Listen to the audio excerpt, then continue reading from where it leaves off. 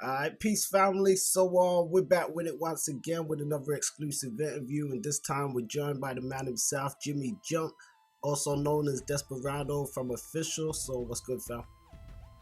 What's up with you, man? Yeah, cooling, man. Just chilling, kicking back. So, I definitely want to say salute. It's a pleasure to have you on the platform and get to hear some of your stories and stuff. Starting off, firstly, though, what's with the transition with the name Jimmy Jump? Haha. Yeah, Desperado I used to go by as my original name. Desperado I started as my first original rap name.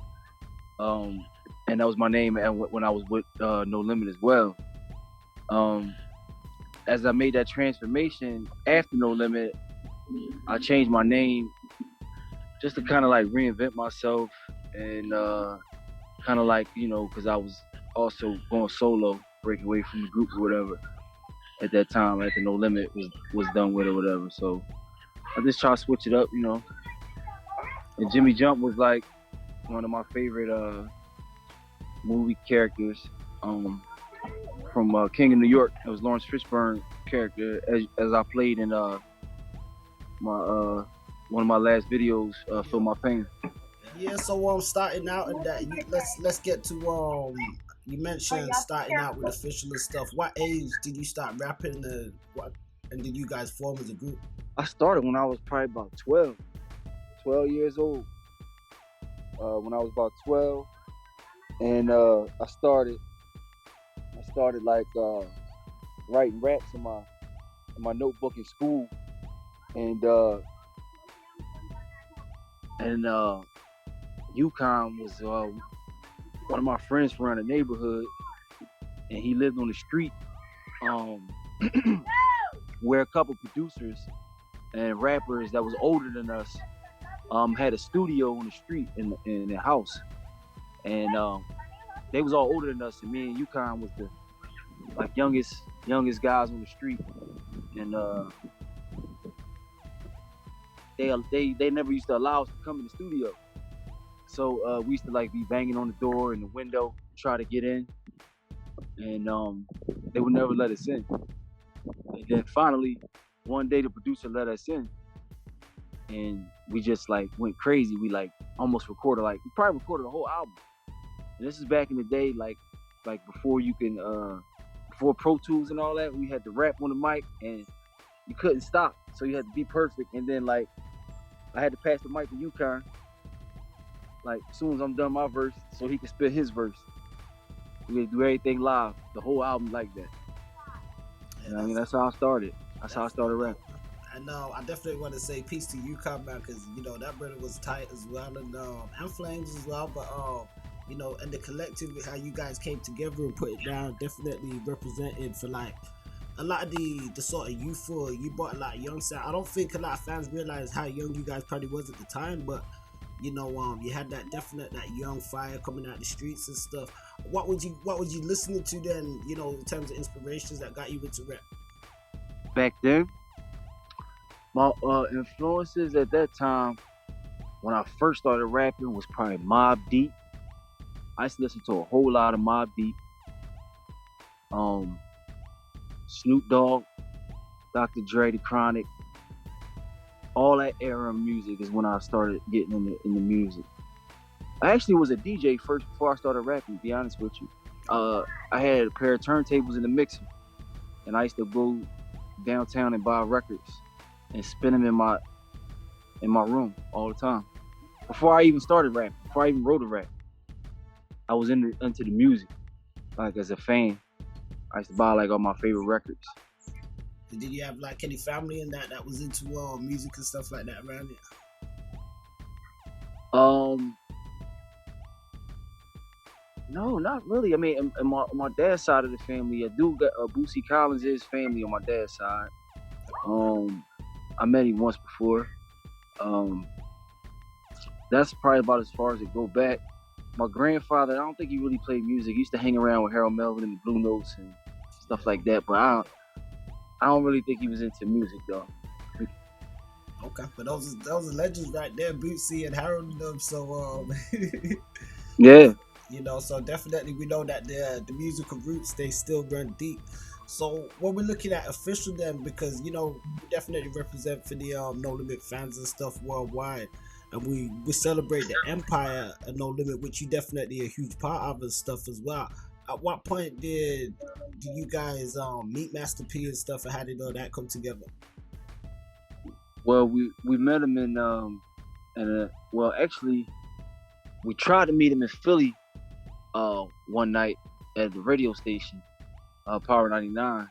We went up there. He was like doing an interview, but by the time we heard it like on the air, and we like went up there, and by the time we got there, he was gone. But the guy, his name was Wongus. He was on the air at that time at Power 99, and he came outside, and one of our guys that was with us had a relationship with him, and he told us that Master P would be down in Atlantic City, New Jersey, the following day. He was like playing in the USBL at that time, I believe, and he had a game, so we went down there the following day, squad deep, few cars deep, and we got to the basketball game. We tried to get to him there, we couldn't. So we had found out where his hotel was at somehow. So we get over to the hotel. We sitting in the lobby. Found out we had the wrong hotel. Now we get the right hotel information. We go over to the right hotel. We get over to the parking lot. We see all these big guys in the parking lot with like No Limit jerseys on and stuff. So we're like, all right, we know we're in the right spot. We hop out the car. We see, we run over to like these group of guys that had No Limit shirts and stuff on. We started rapping for them. So they liked it. They was like, it was hot. So they was like, we was like, where Master P at? So they was like, he up in the room. So they was like, we'll take y'all in there. If y'all, dude said to us, he said, if y'all rap that same exact stuff y'all spit just now, I'll take y'all up there right now. Do that same exact rap y'all did. So we went right up in there. They took us in the room. We walked in there. P was sitting on the bed.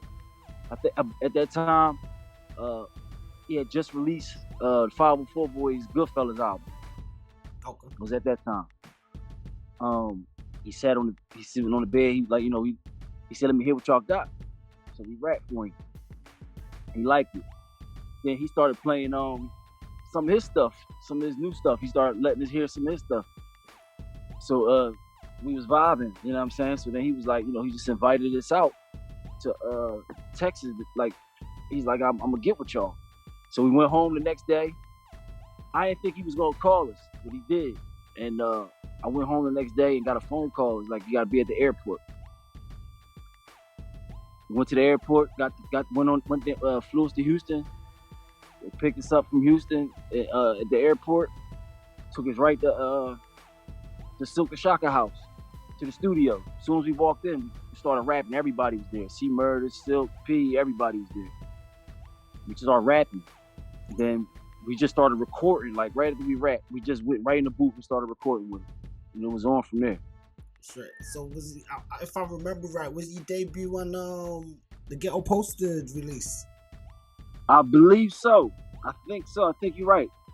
Okay. Yep. Because I'm thinking as a fan man, I think that's the first time hearing you guys on was it Roll How We Roll and a few of them tracks, and I'm like, damn, because I was always been an East Coast fan and stuff as well. No limit. I got my southern sort of West Coast fix, and they had some spitters that had that kind of the lyrical capacity like Mac and Fiend and a few others, but I always like the East Coast sound. I listen to State Prop, I listen to like a lot of the even the Philly rappers and stuff as well. So Gillie, which we'll get onto because I know you did a collab with him in the future, but when I first heard you guys on that Ghetto Postage album, that was definitely hot, man. So what was that like recording for that? Did you know what the projects were gonna be for, or he was just like laying down vocals, laying down stuff? It just happened organically, man. Like we was in the studio, like I said, it was that day, the first day we went down there. Like I think that Ghetto Postage song, that was the first day we went down there. Crazy. We like recorded that joint like right away. Like we just came up with the hook, like right on the spot. They played the beat. We went in the booth, rapped it, and it was done just like that. Like I can't even make this up. It was like it happened just like that. Yeah. Yeah, I would. So and you say Silk, Seal, of them was in there. You featured on Silk's album, a lot of projects and stuff. What was some of your favorite, collaborations at the time? I think the most favorite one probably was C Murder. C Murder one. I think the CP3.com one, simply because he seeked us out for that one. Like the first one we did in the studio together, but the second one, like we wasn't even near him or around him, and he got in contact with us and made sure we got on that album with it. You know what I'm saying? Like he sent the song out, was like jump on this, and he put it on the album. Like, was that Criminal Minded? Criminal Minded, yep. Yeah. Okay. Yeah. Yep, that was like a It's like a KRS-One Boogie Down Productions remake. Okay. East Coast classic. Yeah. It had That's why that mean a lot. That's why that joint mean a lot to me. Yeah, no, that was dope. And you got another huge feature with Soulja Slim on I Can't Touch Us on Slim album. What was that like working with Slim? Your experiences with Slim. Yeah, Soulja Slim. He was an interesting guy, man. He was an interesting guy. When we first met him, we picked him up from the airport in Houston. We was staying in Houston, and I believe it was me. It was Official, Crazy, Slay Sean, and I want to say Mike Diesel, but I'm not sure. When we would go pick up Soulja Slim from the airport, and I think we was driving Crazy's one of Crazy's truck. We was in Crazy's truck. We go pick up Slim from the airport, pick him up. As soon as he get off the plane, he like got a blunt rolled up, and I'm like, damn, this dude just got off the plane with some weed. I'm like, what the fuck? So that shit was shocking. So then we go to the mall. We hang out together. We went to the studio. We played a song for him, and it was the song that made his album. It was "Can't Touch Us." Okay. The song was originally had me. It had Official, Slay Sean, and Crazy on it when we played it for him, and it was our song. The song was already done. It was complete. And he's like, he liked it so much that he wanted to get on it. And I didn't think it would make his album, but it made the album. Nah, it was hot, man. It's definitely one of my favorite songs on the album. Because I think at that time, No Limit had sort of fell off from doing the whole Soulja songs with, a bunch of soldiers on there. But that felt to me like a Soulja song on the album, the way it had everybody on there, Right, like the squad track. The track. whole squad track. Right. And everybody mashed hard. Everybody got a different sound, but everybody came with it. Right. Yep. Yeah, that's how that came together, though. That was crazy. Yeah, no. So did you have much of a, I know Crazy said that you guys did a lot of recordings for like other material and stuff. For the No Limit East project now, there was Slay Sean, Short Circuit as well. Did you guys record a lot of stuff together for that too? That's unreleased or? We Official recorded a lot of music as a group together under No Limit. We recorded a lot under No Limit, and we did a lot of songs with Silk, believe it or not. We did probably enough music to have a collaboration album with Silk Official. A lot of songs with Slay Sean and a lot of songs with Crazy too. Okay. And yeah, we did a lot of music together at that time. A lot of Mike Diesel production, a lot of XL production, Sugar Bear, Ezel, all that. It was that era. Yeah. Okay. Yep. I could hear the Silk collabos, man, because I think My World, My Way, he had like that track Funny Guy, and I think he had UConn vocals on the chorus. I bet you love the way I flips about Funny Guy, huh? Now watch how the clips come out, and but I was wondering, right. I had Con spit that on some other tracks. I was wondering if that was originally like one of UConn's tracks or something, Right. Yeah, that was that was another. We wasn't that song right there. We didn't even know that was gonna make Silk album. That was like I think that was a verse. That was UConn verse that was on C Murder album, I believe. On the That No Limit niggas referred to. right. Yeah. I think he just sampled it and made it a hook. Okay, yeah. But we didn't know that was gonna. He didn't count. UConn was surprised like that it was even on there. Yeah.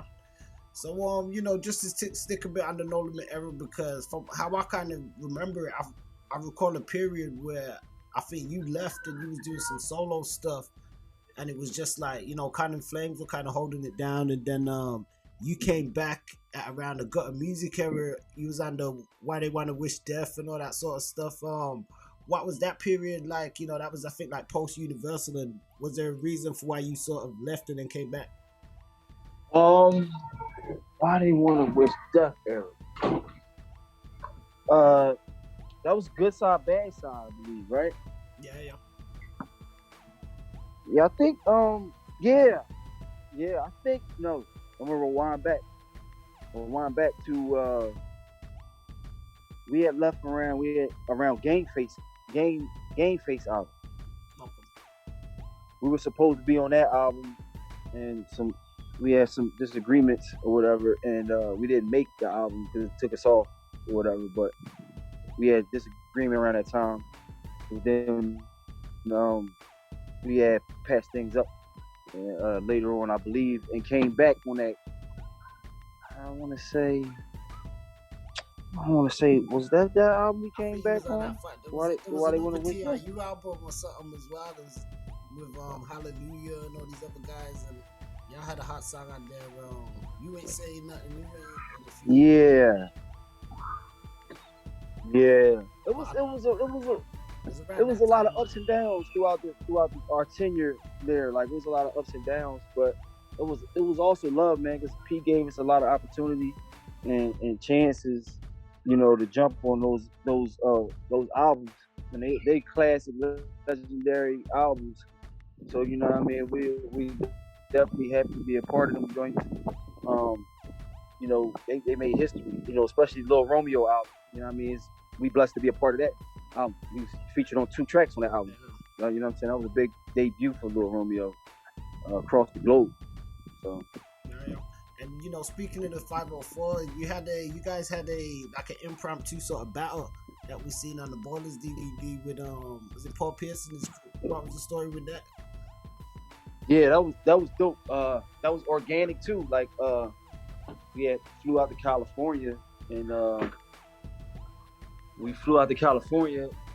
Like we had went to like a basketball gym. There was a bunch of NBA players in there, like playing pickup. Like we went straight from the plane to the gym, and when we got to the gym, it was all these.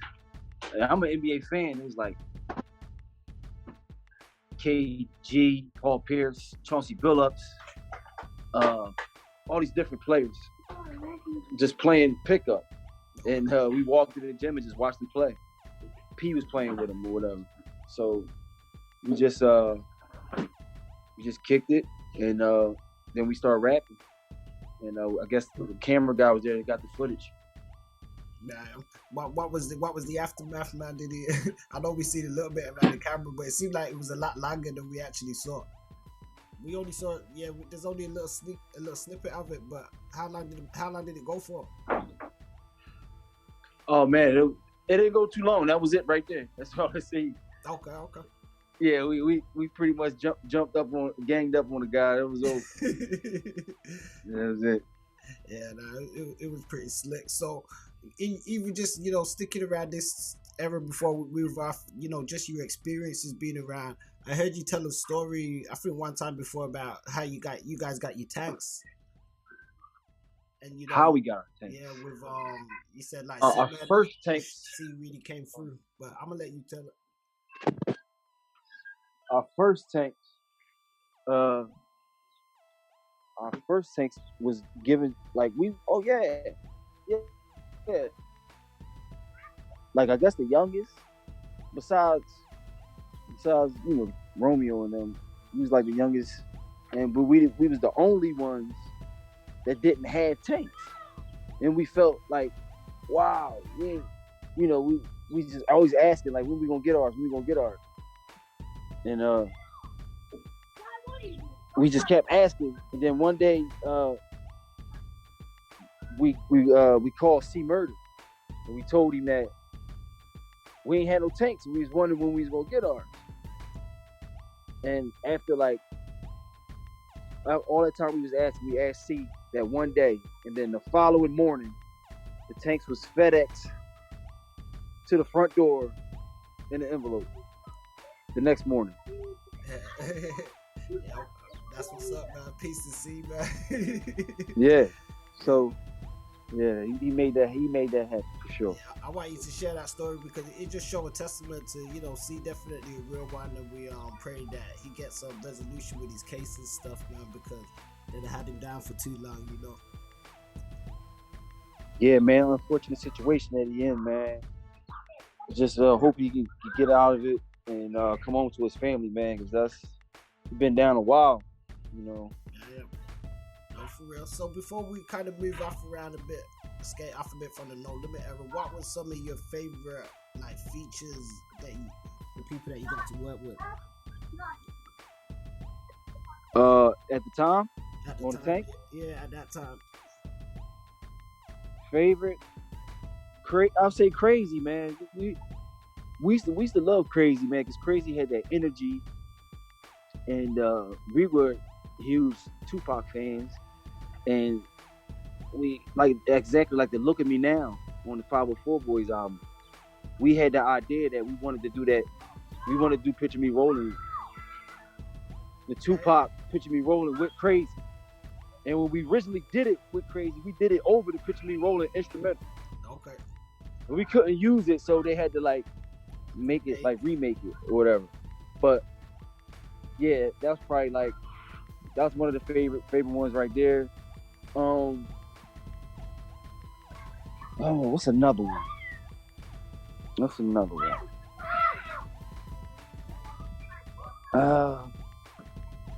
See, we got so much ones that never really made it, like came out. Some of my favorite ones that never came out. Yeah. We had some good ones that never really were released. I mean, you can share the stories with us if you wish, or just I know it ain't the same as us hearing. Like we had, like I said, man, we got a lot of music with Silk, man. I wish he could open those vaults up one day. Like we got a lot of music recorded with Silk, man. Like a lot of good stuff, I believe too, because we used to lock in with him because we used to live with him. Yeah. So we stayed with him, so we was in the studio every day. It was like clockwork. Yeah, no, I believe that, man. Hopefully they get if it's Diesel or XL, whoever got the they can open the vaults up at some point, man. Right. Yeah, hopefully, man. That'd be dope. I mean, that'd be dope because I would like. I don't know if I would do like another like a brand new Official album, but I would like to like hear. I would love the fans to hear us in that moment captured. Those tunes that we. You know what I'm saying? Yeah. Like the vibe and whatever we was on at that time. I would love to like the fans to get that, because y'all deserve that, man. Because I really believe like we never really got to push our album out on No Limit, like an official album. But man, it would have been crazy. It would have been crazy. It would have been insane. I believe so, man, because you guys were definitely spitting flames and had the talent and stuff and fire, and even the youth, being young and stuff like that as well. So one of the things you did around the era is you did a track with Gillie the Kid, which was like, a No Limit Cash Money sort of mix. So what was that like for you coming out of Philly and stuff as well? I know you've collaborated with a lot of Philly artists too, but yeah, Gil, Major Figures was like some. We used to like, we came up in that era in Philly. With Gillie and Major Figures was doing their thing, and Ab Lava was another guy, Major Figures. From Philadelphia that was in the group with Gillie, and we had actually recorded a song with Ab Lava probably a little bit before we met Master P, and that was probably like the biggest guy at the time that we ever did a song with. and he was real popular at the time, you know, and we was happy to do a song with him. He would collaborate with us, and then we, you know, we had a relationship with Gillie because throughout the time we were traveling and stuff, we would run into major figures or we were running into Gillies in different places and stuff. So, you know, we always kept in contact, kept a relationship throughout those years when we was down south and all that running around. Okay. Yeah, you know, that's how I was gonna say. You, I know you dropped you did do something with Official. I think like years later.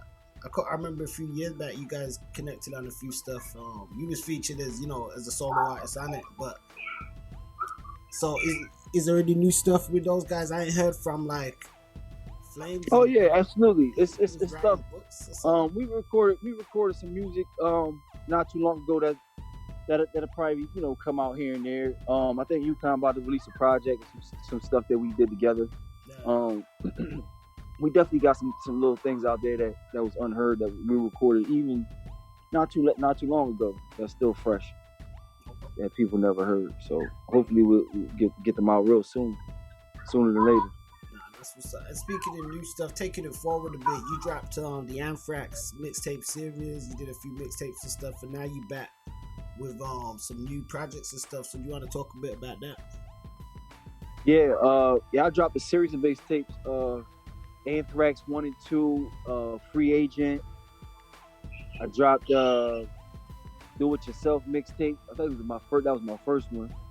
And I got a couple albums on iTunes and YouTube, Spotify right now, Apple Music, Tidal and all that.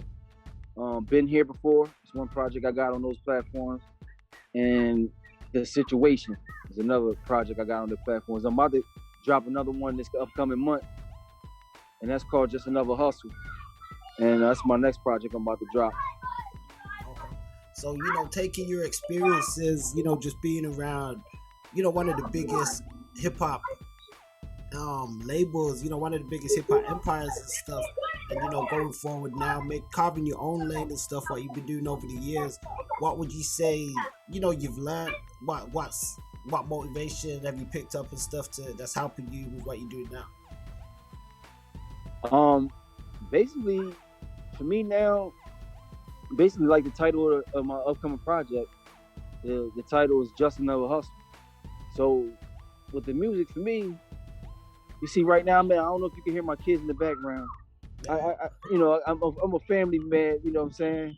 Number one, I'm a dad, you know what I'm saying? And I work hard, take care of my family, you know what I'm saying?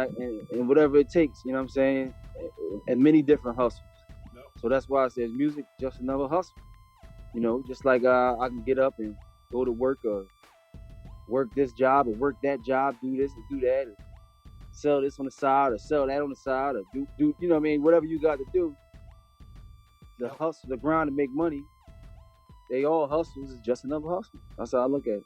Well, you came up under one of the they would say one of the best hustlers in the game with P. So you know, absolutely. We kind of see. So you definitely know how to hustle. One thing I'd say is even with your mixtapes and your projects, you've definitely kept that Soulja.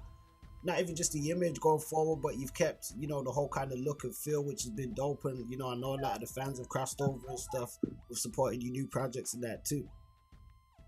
Yeah, I learned a lot from P, man, because one thing I learned from P is family.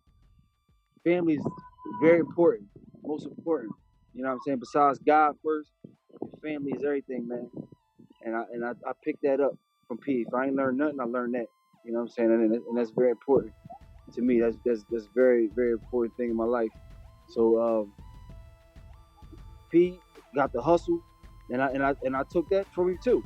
You know what I'm saying? All the different things he does or have done in the past. You know what I mean? Or doing now. You know, he's selling the shoes or selling the pancake mix, or he got the syrup, he got the flour, he got the fish fry. You know what I'm saying? He's selling the cereal, like whatever. It's just another hustle. He got another. You know what I'm saying? He got whatever you need. You know what I'm saying? You gotta come on. You got fire on all cylinders, man. Yeah, no, I'm with that, man. So I want to ask you, sticking around. I want to go back to No Limit slightly, but we want to ask you, what's your top 5 No Limit albums? Top 5 No Limit albums. You know, for many of the Number 1, Ghetto Dope. Number 2,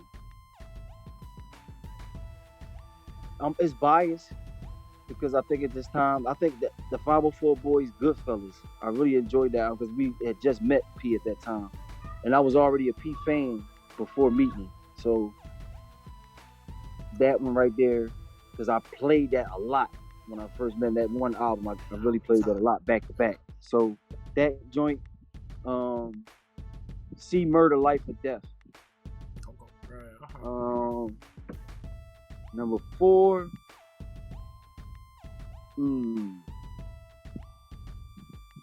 Number 4. Crazy Breather Life is a classic. Front to back. And it got Snoop on it. That's a classic. That's number 4 for me. Number 5. TRU album with Hootie Who on it. I don't remember the title of that one. Yeah, Crime Family. Yeah, album top. Crime Family. Yeah. And I gotta put a 6 man in there, The Last Dime. Okay. Yeah. The album that's the album that really kind of got me out listening to P-Boy, that Last Dime album. That double disc. Yeah. So that's how. Okay. So we got 5 or 6. So what about top 5 hip hop albums? You know, this ain't just No Limit. You know, I know you're a fan of the culture, rap music, period. So in your classics, man. Top 5 albums: Life After Death, Biggie. Jay-Z, Reasonable Doubt. Nas, Illmatic.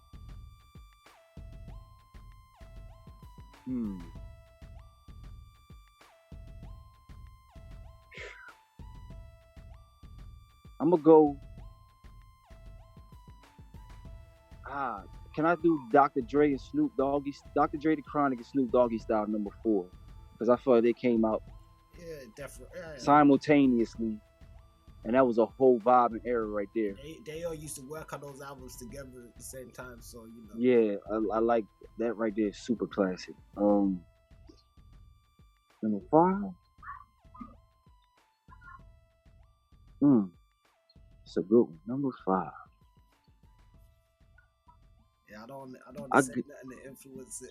I gotta go. Yeah, man. I don't know. I'm just like, no Pac. But I'm biased, you know.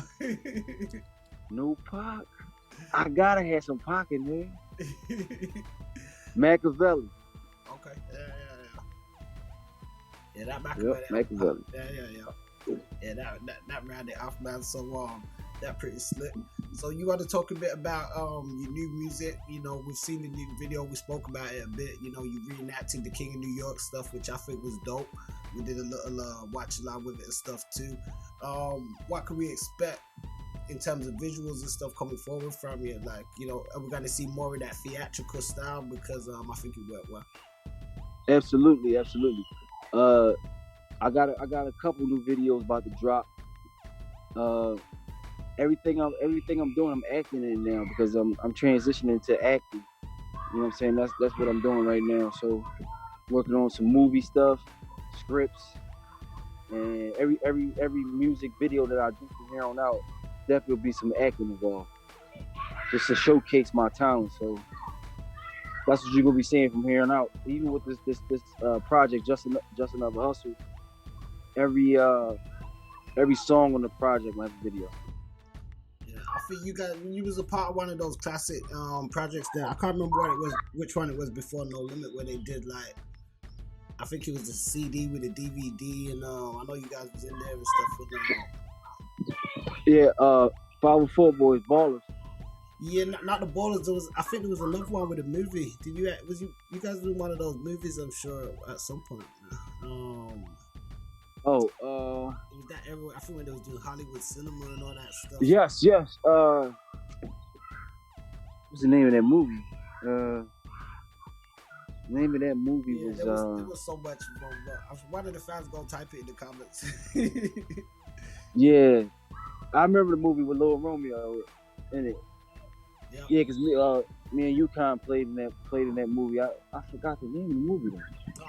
Was it God's Gift? It was on Netflix for some time. I forgot the name of it. I don't know. Was it the God's Gift one? Or I don't know if it was that one or a different. I know there's one called God's Gift. Nah, not that one. We'll figure it out. So, but we know it's not enough. It's not a new arena for your acting and stuff like that. So you got a lot of experience and stuff in the game, and now you can cultivate that and take it to the direction that you need. Peace, family. Don't forget to like, share, and subscribe, and check us out on aboutthatonline.com. Don't forget to check us out on Facebook for exclusive playlists and social media for all different types of segments and content.